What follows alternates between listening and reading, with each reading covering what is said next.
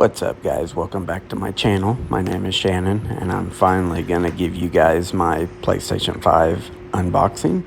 This is the PlayStation 5 Digital Edition, so no disc drive.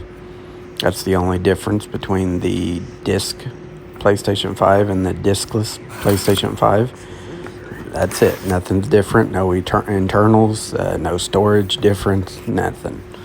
But as we're going to open up the box here, and you can see these very precise little jump cuts that I added in just to edit out the bad angles and stuff that maybe I didn't have in focus. There's the remote control that we're taking out, and the cords. There's the power cord, and there is the stand. And I believe, yep, that's the charging cable for the controller. You can plug it in to the front and dock your controller that way, or just charge it and everything like that. So now we're going to concentrate on getting the I've got Xbox on the brain.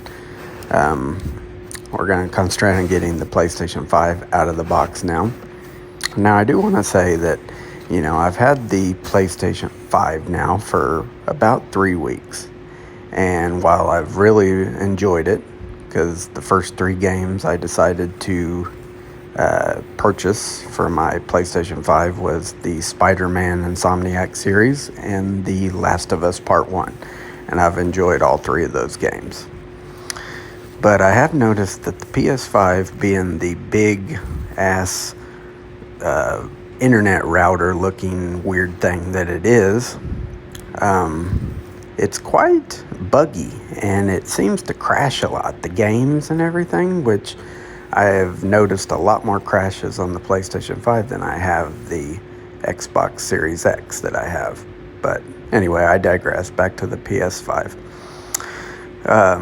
All in all, besides it being an ugly-ass system, it's still cool and everything. I just hope in the future Sony changes things and don't make it like this again. We'll just say that. But otherwise, I hope you guys enjoyed this video. As always, feel free to comment below, like the video, and subscribe to my channel. And I will see you guys next time. Peace. I'm out of here.